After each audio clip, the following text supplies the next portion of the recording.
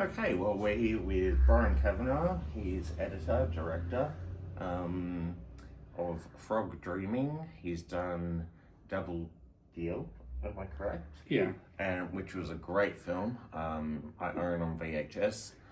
And what was your experience with the 70s, the first movie you ever made? The first movie I ever made? Well, sort of edited. Oh, well, that goes back a long way back into children's series that I was editing. That's where I learnt my craft, and with Roger Myriams. And he did a number of children's series. The main one was probably the Terrible 10, which was very popular back in its day, sold internationally. And I was very lucky to get that job. So we were doing, half-hour episodes. That's awesome. And then, so you moved on Well, I did. did the odd angry. Well, before that, I did Devil's Playground for Fred Skepsey. That was the first major film, I suppose, that I did. And then Jimmy Blacksmith. Yes. Then Odd Angry Shot. I have to say, I really love your double deal. Double Deal, yes. Yeah, it's great. It didn't. I don't understand why it's not available on Blu-ray. I mean, I have to say, I do have a copy of it on DVD because you gave me That's right. Yeah. a video, so I transferred. Oh right. It's with Umbrella, I think, or it used to be. But Umbrella don't really go for. They tend to go for the sort of more obvious films, which probably the younger people are attracted to. I don't know, because I'm so out of it these days. But no, it didn't. It was made by a company that made about 6 films, I think, at the time. Was it Filmco. Oh, right. Yeah. And the company then went bust, of course, or faded away. And it never got to. Roadshow was supposed to be distributing it here, and they weren't really behind it, and they did nothing, and sort of died to death. But also, I think they sold it the wrong way. They were selling it as a sort of a thriller thing, and in actual fact, it's more a subject of manipulation of people, and I actually really, sorry. Yeah. I really enjoyed it. I thought it was great. Now with Frog Dreaming, Yes. there was a director that wasn't actually like Brian Trenchard Smith. He came in at the last minute. Yes, he did. The original director was I've forgotten his name now, but he had done some other previous television work, and so my understanding was that he got the script written, and Barbie Taylor was brought in as producer, and that's how I got the gig, because we were great friends, and we started shooting, and we shot the first week. And you were the director. You were the director. No.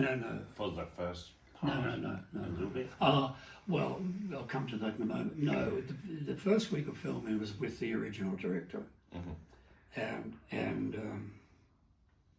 it was very apparent that it wasn't working, because the kids weren't responding to him. He obviously wasn't on top of it all. So Barbie and I had a chat, and she knew and I knew, and so it was decided at the end of the week that she had to fire the director who had employed her in the first place. And the problem was then, who do we get? Because we had a time Henry Thomas had, I think it was an 8-week shoot, and he had to leave just before we were shooting in November, December, and he had to leave certainly on Christmas Eve. He had to fly back to the States contractually. Yeah. So Christmas. we'd lost a week. Yeah. And so Barbie good to her, good luck to her. And she thought of Brian Trenchard Smith. Now Brian was just had just finished on a film, and luckily he had some space before his next assignment. Yeah. So he agreed. So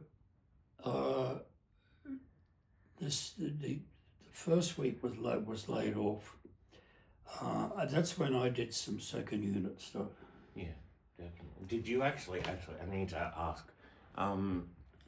the hotel that's in Frankston, which is completely, I don't know, the cast stayed there. Did you stay there as well? No. No?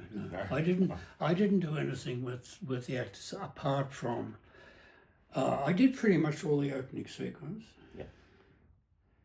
Yep. And later I did the close. Well, I say directed the closing sequence. I didn't really. It was an art department job. I just supervised it. Well, They had it all worked out where everything collapses and. You know. But I did the opening sequence around the pond in that week. Yep. And the windmill turning and all that sort of What stuff. was it like working with children? Because that can be a little bit. Well, I didn't work with the kids except for one. I did one shot, directed Henry Thomas on one shot. Oh, cool. It was just a reaction shot. Henry Thomas from E.T. Yes. Yeah, great. But Brian was amazing. He spent that week with the principal, with the boy, the kids mainly, and he's such a good director, and he won them over totally. I mean, it's obvious in the film, of course. Oh yeah, that's great. How good they were, and so that was pretty much the way it worked. And so, but by then we were 2 weeks behind, so we had 6 weeks to literally go back and reshoot pretty much what was done in the first week. Yeah. I think there were bits I think we kept, but they were mainly just sort of establishing shots and. Well, you know what? It came out good because you won an AFI award. Yes. For Frog Agreement.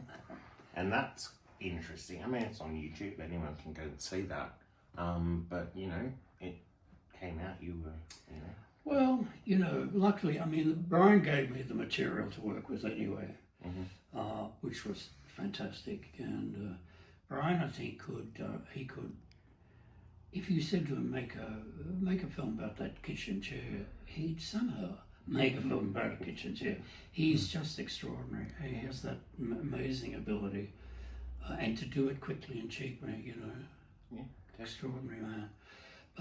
So you know, that's how it all happened. And you know, Brian May did the music, which I thought was excellent. Very much. It's kind of spooky. I mean, did you direct the part where the kids find the body that's dead? No, look, I didn't direct anything with the kids. Oh. I really didn't. Yeah. Other than, as I said, one. But I was given the material that Brian had directed, and I put it together, basically. That was great. Turned out pretty good. It's now on Blu-ray, so if anyone wants to go and get it, Brian Kavanagh. There you You're go. welcome.